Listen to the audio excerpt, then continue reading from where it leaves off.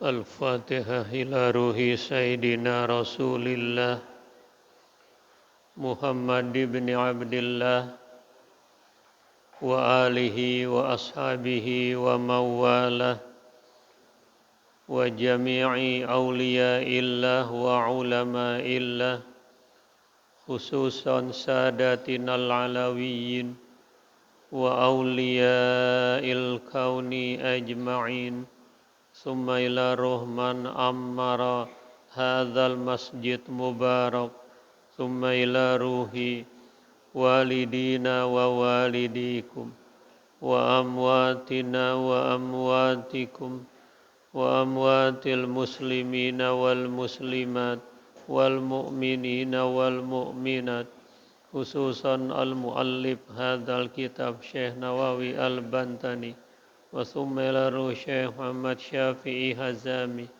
wa ila ruh Haji Ahmad Tabrani bin Haji Sa'inan akhina fillah Mat Yuzar bin Muhammad Saleh Syekhuna Jiman Sugiman wa matikal faqirah zawjati wahid Nadia Islamiyah annallaha yataghashahum birrahmah wal maghfirah wa ila hadratin Nabi Muhammadin sallallahu alaihi wasallam al-Fatihah.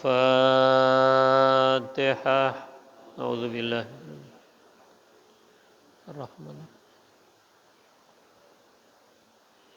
Siratal ladzina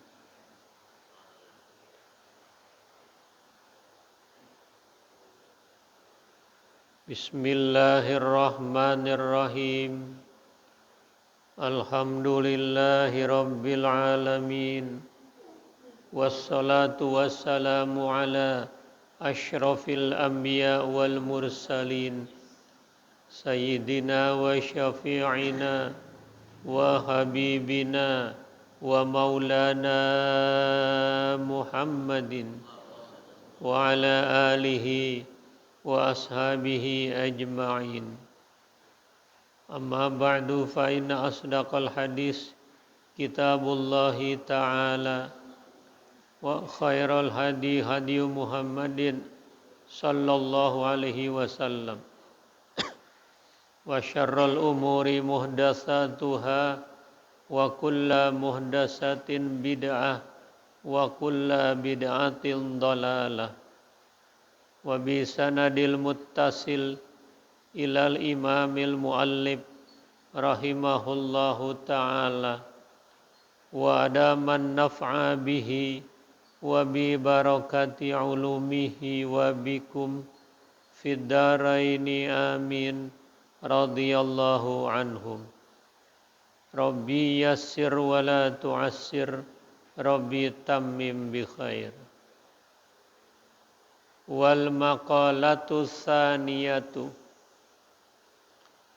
qala Abu Bakrin Siddiq radhiyallahu an samaniyatu asya'a zinatun li samaniyati asya'a al-afafu zinatul faqri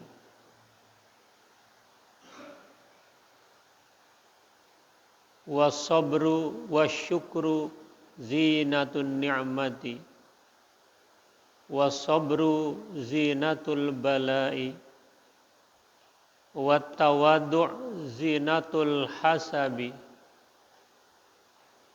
wal hilmu zinatul ilmi wat-tadhallul zinatul muta'allim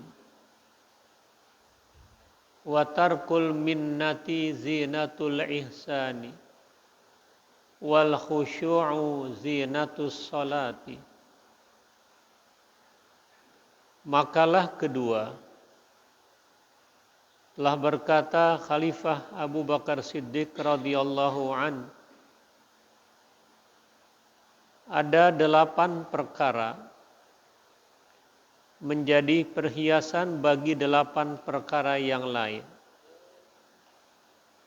Yang pertama, sifat wara', apik, pengendalian diri, menjadi hiasan kefakiran.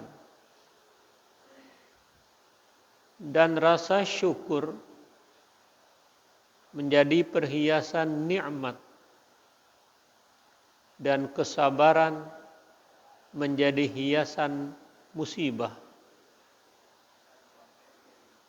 Keempat, tawadhu, rendah diri, perhiasan bagi kemuliaan seseorang. Kelima, hilim, menjadi hiasan disiplin ilmu.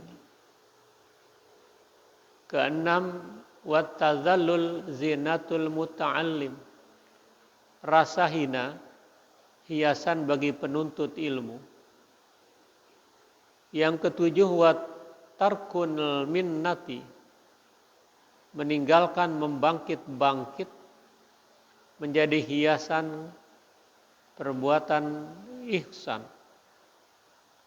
Kedelapan, rasa khusyuk, hiasan di dalam sholat. Dari makalah kedua ini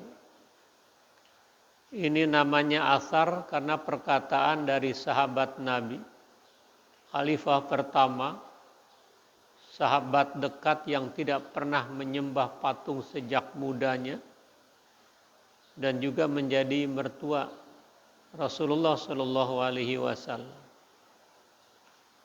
Kata Sayyidina Abu Bakar Siddiq, ada 8 perkara menjadi hiasan aksesoris bagi 8 perkara lainnya. Yang pertama, al-afaf. Dari segi bahasa, al-afaf bifathil ain. Fathah huruf ainnya a, bukan i, bukan au. Ai al-imtina'u anil mas'alah. Apa itu? Mengekang diri dari meminta-minta. Menahan diri daripada ngesor, daripada mengemis. Itu namanya afaf atau afif. Ya. Orangnya tidak pernah menampakkan kemiskinan materi kepada orang lain, tidak pernah curhat tentang kesempitan hidup kepada selain Allah Subhanahu wa Ta'ala. Karena itu menjadi indikator orang bahagia dalam kehidupan ini. Dia tidak, yang pertama ini konsep hidup rumah tangga bahagia. Dia selalu mengingat-ingat dosa-dosa yang lalu. Kenapa dulu saya tidak taat? Mengapa dulu saya sering terlibat dalam perbuatan-perbuatan terlarang? Mengapa durhaka sama orang tua? Kenapa tidak ada perhatian dengan lingkungan? Itu diingat-ingat dosa-dosa yang lalu disertai dengan penyesalan dan istighfar. Dan itu dituangkan pada bulan Rajab ini dengan Rabbighfirli warhamni watub alai. Itu alamat orang hidup bahagia. Dia melupakan, dia mengingat-ingat dosa-dosa yang lalu. Yang kedua, wanisyanul hasanatil madiyah. Dia melupakan kebaikan-kebaikan masa lalu yang pernah dia menyumbang, yang pernah dia mewakafkan, yang pernah dia menjadi bapak asuh, menjadi donatur. Dia nggak pernah ingat-ingat lagi. Jadi buat kebaikannya dilupakan kebaikan-kebaikan. Sebab kalau diungkap, kalau diceritakan, khawatir riya, padahal belum tentu diterima atau tidak. Itu resep hidup bahagia yang kedua. Dia melupakan kebaikan-kebaikannya yang lalu. Yang ketiga, sudut pandangnya terhadap agama. Dia melihat kepada yang tinggi keilmuan agamanya, kepada rasa tawadu pengabdiannya, kepada orang yang rajin sholat, tahajud, puasa dan sebagainya. Itu yang dia pandang dan dia ikuti. Itu rasa hidup bahagia. Yang keempat, sudut pandang dia dalam urusan duniawi, dalam urusan pendapatan, dia melihat kepada yang lebih rendah lagi. Dia penghasilannya 10 juta, syukuri apa yang ada, jangan melihat kepada yang 20 juta. Lihatlah kepada yang 9 juta. Lihatlah kepada yang 8 juta. Lihatlah kepada yang 7, 6, 5 dan seterusnya. Agar dia selalu bersyukur dengan pendapatannya itu. Kalau dia pendapatannya 10 juta, lihat sama yang 30, 40, enggak pernah bersyukur kepada Allah. Tapi dilihat kepada orang yang rendah pendapatannya, bersyukur. Ustaz, saya cuma 2 juta, syukuri apa yang ada, yang penting berkah. Lihat ada guru ngaji, ada guru madrasah diniyah, guru RA, cuma 1 juta, ada yang 500, ada yang 300 ribu sebulan itu, tapi berkah kehidupannya, gitu kan. Itu lihat kepada yang lebih rendah pendapatannya, sehingga dia tidak pernah ngemis, nggak pernah meminta-minta. Nah, ini menjadi hiasan.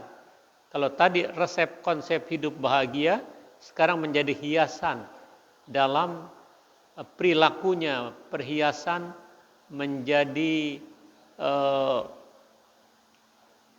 kebanggaan yang harus dia munculkan untuk menjadi role model bagi lingkungan, bagi keluarga dan sebagainya. Itu afaf, artinya mencegah diri dari meminta-minta.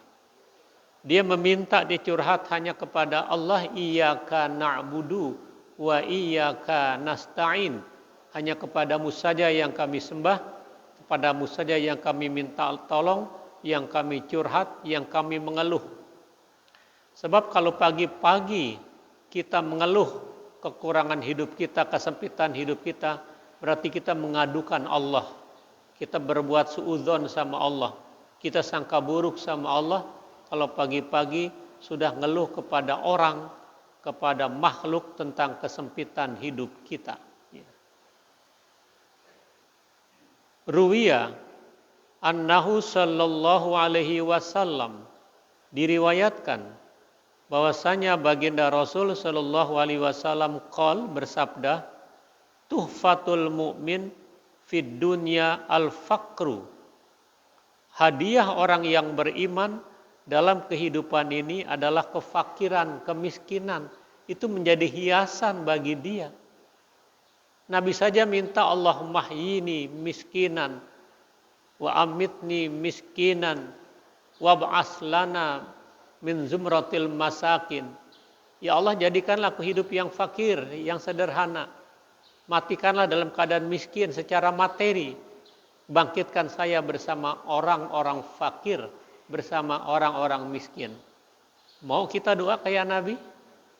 Minta miskin? Yang kita minta nas'aluka amwalan katsiratan, ya. Kita minta uang yang banyak, rezeki yang berlimpah, nggak ada yang mau minta miskin. Katanya cinta Rasul. Rasul minta dibangkitkan bersama orang miskin, minta hidupnya miskin. Itu menjadi hiasan kefakiran itu. Jadi nggak tontonkan itu, padahal dia orang yang memerlukan, padahal dia orang yang membutuhkan, tapi dia nggak pernah meminta kepada orang lain. Nggak pernah curhat sama-sama mamah dedeh saja, tapi curhatnya sama Allah Subhanahu wa ta'ala. Karena orang yang miskin nanti kan ditanya dari mana hartanya, ya apa adanya. Ya kemana, ya gampang. Secara hitungan matematik, yang banyak duit makin lama nanti. Orang kaya makin lama dihisapnya. Dari mana dulu. Kamu ini 3 triliun, 300 triliun dari mana? Pendapatan kamu berapa? Adakah uang rakyat yang ditilep? Adakah uang rakyat yang dirampok? Terus hakim ditanya, mengapa divonis hanya 6 tahun setengah? Hah? Kamu dari mana? Wah. Jadi 2 dari 3 hakim ahli neraka itu. Ditanya semuanya itu. Dunia goncang, Indonesia goncang, ada ketimpangan, melahirkan ketidakadilan karena kamu memvonisnya tidak adil. Semuanya itu ditanya nanti. Setelah dari mana ke mana? Jadi karena itu bukan berarti kita tidak boleh mencari kehidupan yang lebih besar lagi, bukan. Tapi yang ada syukuri sambil ikhtiar, boleh. Kalau sudah ini akan banyak ini, boleh. Tapi jangan iri hati. Supaya kita tetap bersyukur tapi tetap meningkatkan kualitas pendapatannya. Sehingga kalau umat Islam kaya raya, operasional masjid, operasional madrasah, operasional Raudatul Atfal, sudah terkumpul dengan sendirinya. Umat Islam menghidupi cara pandang, cara hidupnya, karena nggak pernah minta duit di lampu merah, karena bukan semuanya orang Islam. Ya, nah itu yang diperlihatkan, kefakiran itu. Ini syukuri. Karena apa yang kita makan juga akan ditanya. Makannya mewah ditanya, sumalatus aluna yauma idin anin na'im.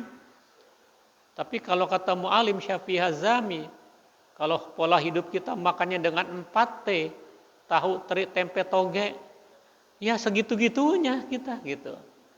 Nggak ada yang mewah. Kecuali dalam pengecualian, dalam kitab Syiarus Salikin oleh Syekh Abdul Somad Al-Palimbani, kalau kita menjamu orang sebanyak-banyaknya, memberikan makan yang mewah, nggak dihitung itu. Karena kita memberikan hadiah kepada orang. Kita menjamu tetamu yang bagian dari siapa yang beriman kepada Allah dan hari kiamat, muliakan tetamunya. Dia muliakan tetamunya, dia undang tamunya sengaja untuk makan mewah, nggak dihitung sama Allah itu. Itu dalam kitab Syiarus Salikin oleh Syekh Abdul Somad Al-Palimbani. Maka orang-orang tertentu yang mengerti masalah ini, ketika jamuan makan buat tamu 30, dia bikin 60. Andai kata ada sisanya buat keluarganya, makan mewah tapi nggak dihisap oleh Allah Subhanahu wa taala, ya. Itu yang pertama, al-afaf zinatul fakri, mengekang diri, hiasan bagi kefakiran. Karena tadi didasari sunnah hadis Rasul, hadiah orang yang beriman dalam kehidupan ini adalah kefakiran. Hadis riwayat Imam Dailami. Yang kedua, wasyukru zinatun ni'mah. Rasa syukur itu perhiasan bagi nikmat. Kita sesungguhnya banyak mendapatkan nikmat. Kalau kita telaah dari sejak akil balik sampai sekarang sudah tua ini, sudah punya anak, anak kita punya anak, anak kita udah punya cucu, berarti cicit kita masih hidup, engkongnya masih hidup, kakeknya, dia syukuri itu. Grafiknya meningkat ternyata itu, syukuri.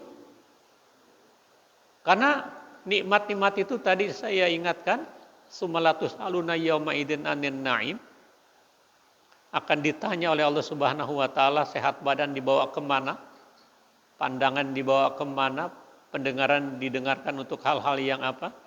Dia menjadi huwa sababun li ibqa'in ni'am.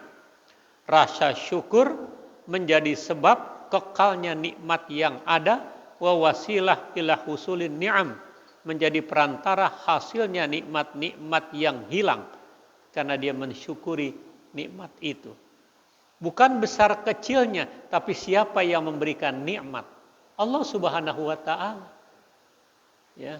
Asyukru huwa ta'ah bi jami'il jawarih. Syukur itu bentuk ketaatan dari organ tubuh kita. Ucapan terima kasih kepada yang memberi nikmat. Siapa yang memberi nikmat? Allah Subhanahu wa taala. Kama qala ta'ala wa itta'adzana rabbukum la in syakartum la azidannakum wa la in kafartum inna azabi lasyadid. Allah telah mempermaklumkan kepada kamu semuanya. Sekiranya Anda pandai mensyukuri nikmat Allah, aku tambah itu. Sekiranya bangsa ini, pemimpin ini bersyukur atas nikmat kemerdekaan, ditambah fasilitas, ditambah kekayaan dunia. Jangan monopoli, jangan korupsi. Kalau mensyukuri nikmat yang ada, apa yang tidak ada di Indonesia? Nikelnya, emas terbaik di dunianya, tambangnya, minyaknya, tumbuh-tumbuhannya. Syukuri, jangan monopoli. Kaya sesungguhnya Allah berikan kepada bangsa Indonesia ini. Asal jangan ada orang-orang yang monopoli dalam bentuk korupsi dan manipulasi itu kan. Itu rasa syukur yang harus diungkap. Kita merdeka sudah 79 tahun, sudah 80 tahun ini. Ya.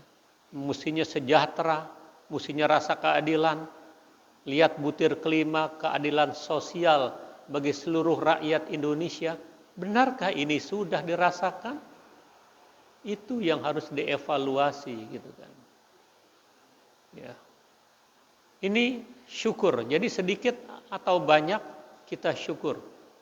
Termasuk para mubalik, para khotib, ketika mendapatkan ma'isyah, ketika mendapatkan unsyai'un dari siapapun, dari syukuri, jangan lihat amplopnya, wah gede nih, besok gue datang lagi, wah kecil, besok gue nggak datang lagi. Nggak bakal bahagia di akhirat, nggak dapat bagian lagi nanti. Syukuri apa yang ada, itu Allah sudah sentuh seperti itu. Yang penting berkah, ya. Yang ketiga menjadi hiasan ini, wasabru zinatul bala. Kesabaran menjadi perhiasan petaka, menjadi perhiasan musibah. Justru di situ diletaknya kesabaran seseorang diuji dengan musibah. Allah ngasih musibah bukan berarti Allah benci, Allah lagi sayang itu. Biar dia merintih, meminta, mengaum, berdoa kepada Allah. Itu yang Allah suka, ingin mendengar, makanya ditunda-tunda dulu penerimaannya. Tapi Allah tidak diam, Allah tidak tidur. Allah masih pengen dengar rintihan kita. Wasabru zinatul bala. Ruwiya anin Nabi sallallahu alaihi wasallam qol, diriwayatkan dari baginda Rasul sallallahu alaihi wasallam, Nabi bersabda, as-sabru sitrun minal karub. Kesabaran itu menjadi hijab, menjadi tutupan bagi kedukaan, wa aunun alal khutub, dan menjadi pertolongan atas orang-orang yang khutub, atas orang-orang yang khitab, atas orang-orang yang mengalami kesusahan. Itu menjadi pertolongan dengan kesabaran itu. Jadi, ya. Kalau kita sebagai santri, sebagai pelajar, sebagai mahasiswa akan mendapatkan ujian dari perguruan, dari kampus, bocoran soalnya sudah kita dapat. Anak-anak girang menghadapi ujian. Karena sudah diketahui bocoran soalnya itu. Bahkan zaman dulu mau membeli bocoran-bocoran soal itu, dia berani keluarkan itu. Nah, Allah sudah informasikan kepada kita ini dalam Al-Baqarah, wala nabluwannakum bisyai'in minal khaufi wal ju'i wa naqsi minal amwali wal anfusi was samarat wa basyiris sabirin alladzina idza asabatuhum musibah qalu inna lillahi wa inna ilaihi rajiun. Musinya girang karena Allah sudah informasikan, demi Allah kamu bakal diuji dengan ujian-ujian.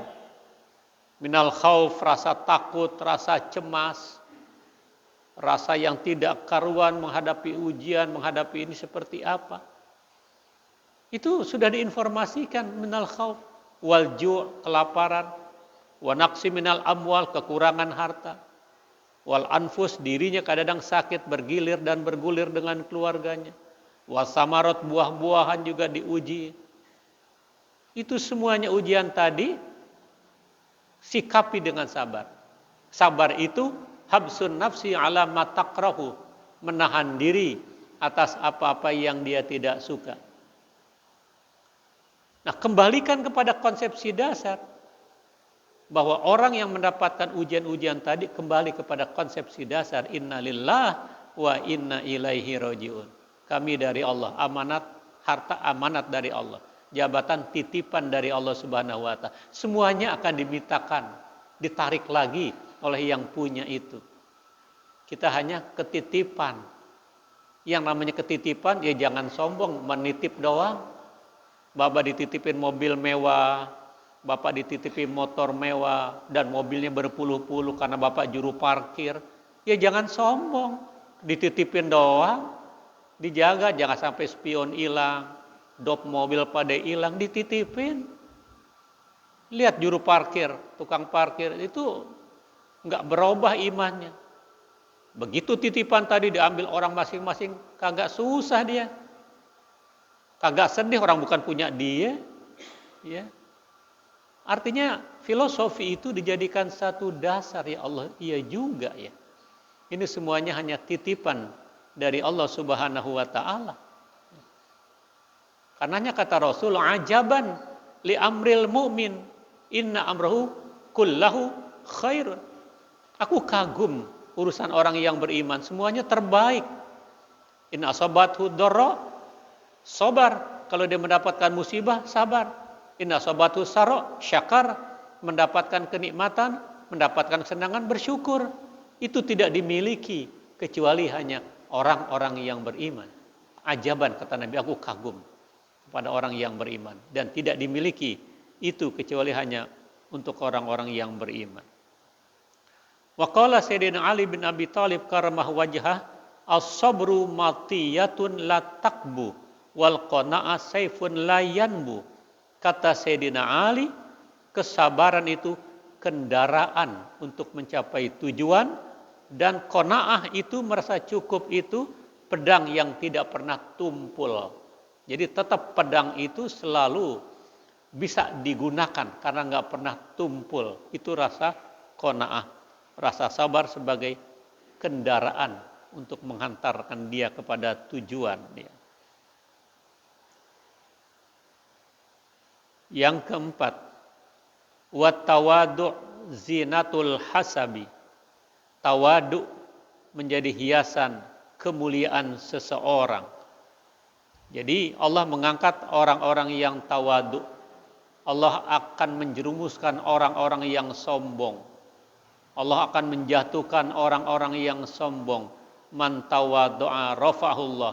Siapa yang tawadu, Allah angkat derajatnya di sisi Allah Subhanahu wa taala. Tapi orang-orang yang sombong, akhir kehidupannya, endingnya kesengsaraan, keterpurukan, dijauhi oleh masyarakatnya, gitu kan. Ini tawadu. Apa itu tawadu? Wa huwa ma ya'uduhul insan mimma fakhiri abihi. Yaitu apa-apa yang dihitung oleh manusia dari kemuliaan-kemuliaan bapak-bapaknya. Mim manaqibin nafsihi, dari manaqib sejarah-sejarah kemuliaan dirinya, min dinihi, dari agamanya, wa malihi, hartanya, wa judihi, kemuliaannya, wa syaja'atihi, keberaniannya. Itu menjadi simpanan, menjadi hiasan bagi orang-orang yang tawadu. Jadi tawadu itu menjadi hiasan orang-orang yang mulia. Ya. Nggak ada orang yang mulia itu sombong. Kalau dia sombong, bukan orang yang mulia. Ulama adalah orang-orang yang takut kepada Allah. Kalau ulamanya pada berani sama Allah, ngelawan sama Allah, belum ulama, masih ubaru itu. Ya. Ini at-tawadu zinatul hasabi. Famin amaratit tawadu, dan sebagian tanda-tanda orang yang tawadu, hubul humul, sukanya kesederhanaan, wa qabulul haq, selalu menerima kebenaran, mimman jahu bihi, dari yang datang kepadanya, min syarifin, apakah itu kemuliaan, awadi'in, atau kerendahan, selalu dia menerima itu semuanya. Itu tanda-tanda orang yang tawadu. Nah, Islam datang dengan perintah sholatnya, memerintahkan kepada umatnya untuk menjadi orang yang tawadu. Pala yang di atas, pala yang dimuliakan, ketika sujud datar sama dengan lantai. Maaf, lebih tinggi pantat dia pada saat itu. Itu proses penghamba diri hanya kepada Allah Subhanahu wa ta'ala. Tidak ada sujud-sujud kepada yang lain, hanya kepada Allah.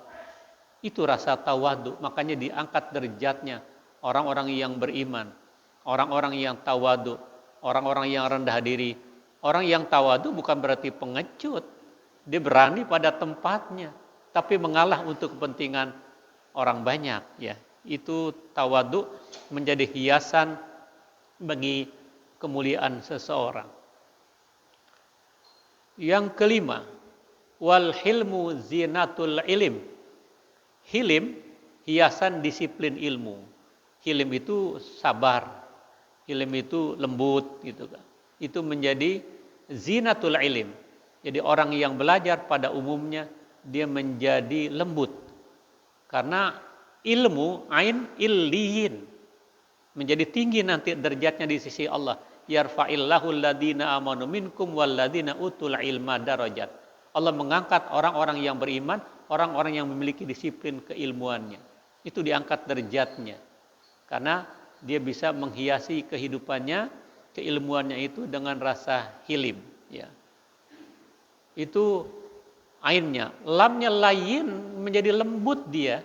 Ya. Enggak keras. Jadi Islam sudah mengajarkan moderasi. Islam yang menciptakan moderasi. Ya. Moderat, lembut, tapi bukan berarti pengecut. Gitu kan. Dia berani mengatakan yang benar. Walau kana murran kulil haq. Walau kana murran. Mimnya bisa menjadi muru'ah, orangnya apik, bisa menjadi orangnya ini mudawamah, selalu menyesal kalau dia melakukan perbuatan-perbuatan yang keliru. Ruwiya, diriwayatkan, annahu kalimat Rasulullah sallallahu alaihi wasallam jariyah. Ada seorang tawanan perempuan berbicara kepada Rasul sallallahu alaihi wasallam. Nabinya ternyata faqalallah, Nabi bersabda akhirnya sama perempuan tawanan itu. Man anti? Anda siapa? Faqalat jariyah ini, perempuan ini, gadis ini berkata, ana bintu rajul, saya anak seseorang. Siapa itu? Al-Jawad, orang yang pemurah, namanya Hatim. Nabi ternyata kenal dengan nama Hatim itu seorang tokoh, seorang yang mulia. Faqala, Nabi bersabda, irhamu aziza qaumin dhalla, sayangilah, peliharalah orang-orang yang mulia itu menjadi hina. Artinya yang tadinya dia tokoh, yang tadinya orang yang mulia, karena dia terpuruk, karena dia tergeser dengan orang-orang yang jahil, itu perlu dikasihani. Bapak dia ini tadinya orang terhormat, orang yang mulia, tiba-tiba jatuh. Ya. Nah, jaga orang itu, sayangi, hormati orang itu. Irhamu ghaniyan iftaqar, sayangi orang kaya yang jatuh miskin. Jangan disudutin, jangan disurakin. Ya, dia bukan koruptor, dia pengusaha saja, cuma salah dalam pengelolaan, kena tipu dan sebagainya. Itu dideketin, itu yang disayangi, itu yang dihormati. Ya, jangan dijauhkan, karena dulu ketika dia berada, dia luar biasa royalnya untuk kegiatan-kegiatan keagamaan. Ya, dia menjadi sponsor setiap langkah-langkah pendidikan Islam. Dan sayangi lagi, irhamu aliman doa benal juhal, sayangi orang-orang alim yang hidupnya terlantar, berada di tengah-tengah orang yang bodoh. Sayangi itu, jangan dijauhkan, karena dia juga pejuang pendidikan. Dia juga begitu luar biasa gigihnya, tapi karena faktor usia, dia sudah tidak punya keluarga, istrinya meninggal dunia seorang diri.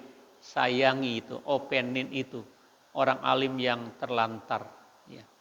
Itu yang dimaksud hilim, kesabaran itu hiasan bagi disiplin ilmu.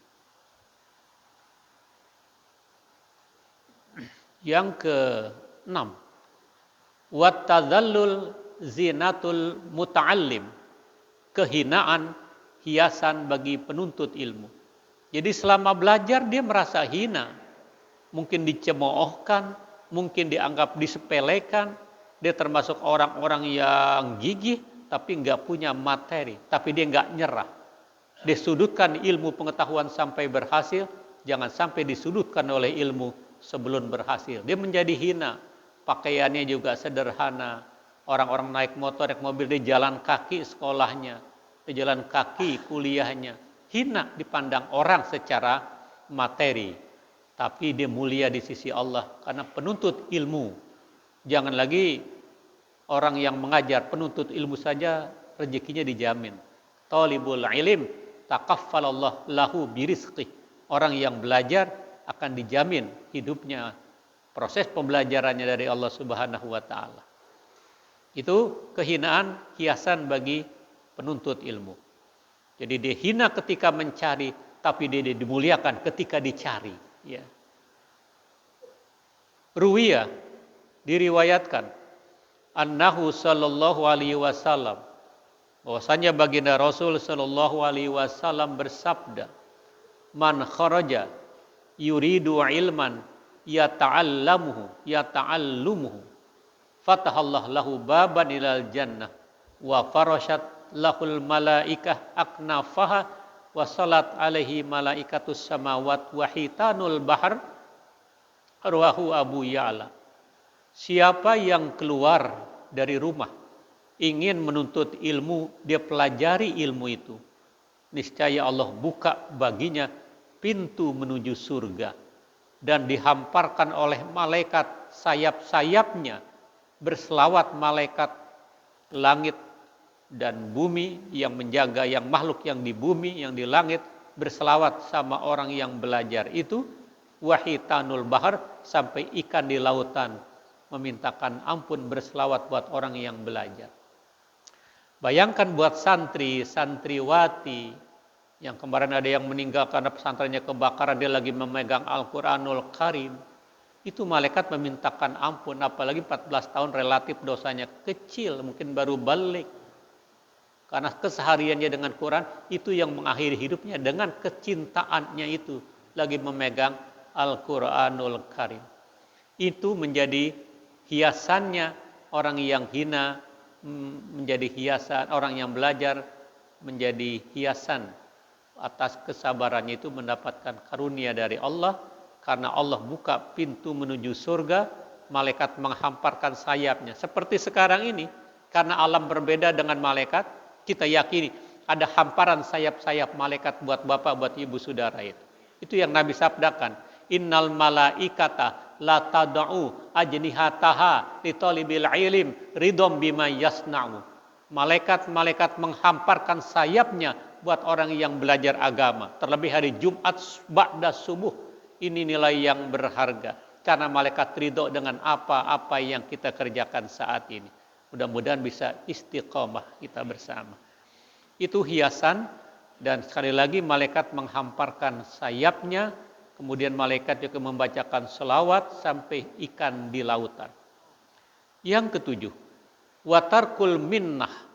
Meninggalkan minnah ini bahasa kita ngebangkit. Udah ngasih dibangkit melulu gitu kan. Nah, tirkal minnah, dia meninggalkan bangkitan-bangkitan tadi itu.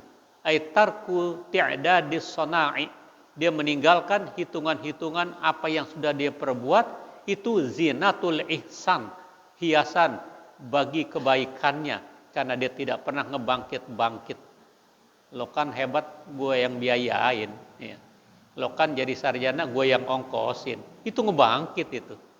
Jangan lupakan itu semuanya. Itu menjadi simpanan seseorang kalau sudah memberikan kontribusi. Jadi jangan membangkit-bangkit agar menjadi hiasan bagi perilaku kebaikannya. Yang terakhir, wal khusyu'u wa huwal khaufud daim fil qalbi. Rasa khusyuk menjadi hiasan dalam sholat keseharian. Khusyuk itu level kita enak, kita sholat. Asyik kita sholat, apakah sholat wajib, apakah sholat sunat, apakah sholat tarawih, nikmat itu. Bagi orang yang merasakan nikmatnya sholat. Sehingga pada level tertentu dia berkata, saya perlu sholat, karena alat kontak komunikasi dengan Allah. Sholat nggak perlu sama saya yang perlu. Kebalikannya, seseorang rumahnya dekat masjid, nggak pernah ke masjid. Bukan dia yang kagak mau, masjid belum mau nerima dia, gitu kan. Jadi bersyukur yang datang ke masjid, masjid mau nerima kita ini. Jadi kalau seseorang nggak mau ke masjid, bukan dianya kagak mau, sekali lagi masjid kagak mau nerima dia. Sudah kemana-mana melanglang buana, ke New York, ke Paris, ke Afrika, Australia, makan pagi di Singapura, makan sore di kota Paris tanah tinggi. Ya. Tapi Mekah belum nyampe-nyampe. Bukan dia yang kagak mau ke Mekah, Mekah belum mau nerima dia. Kan sedih kalau begitu. Maka yang kedelapan ini khusyuk, khauf, takut yang terus-menerus di hatinya akan kebesaran Allah, sehingga itu menjadi hiasan orang-orang yang sholat. Merasakan asiknya sholat, ada filosofi dalam sholat, mengapa mata sunnah memandang tempat sujud. Oh, di situ ternyata satu langkah dari tempat berdiri sama tempat kita sujud, berarti satu langkah lagi kita masuk lubang kubur, karena kita telah hidup di 3 alam, alam azali, alam rahim, alam dunia. Seketek lagi kalau orang main congklak, seketek lagi masuk alam kubur. Itu menjadi filosofinya. Mengapa dia sujud, memandang tempat sujud? Oh, di situ ada sejadah. Di balik sejadah bisa ada marmer, bisa ada granit, bisa ada keramik, bisa ada peluran. Di balik itu ada tanah. Saya akan kembali ke tanah. Jadi membuat kita rasa takut. Itu khusyuk di dalam sholat menjadi hiasan seseorang. Nah, semoga perlahan tapi pasti sholat kita pun punya makna nikmat di dalam sholat. Sehingga kita perlu alat komunikasi dengan Allah melalui sholat 5 waktu. Ini saja, semoga ada manfaatnya. Wallahu a'lam bishawab.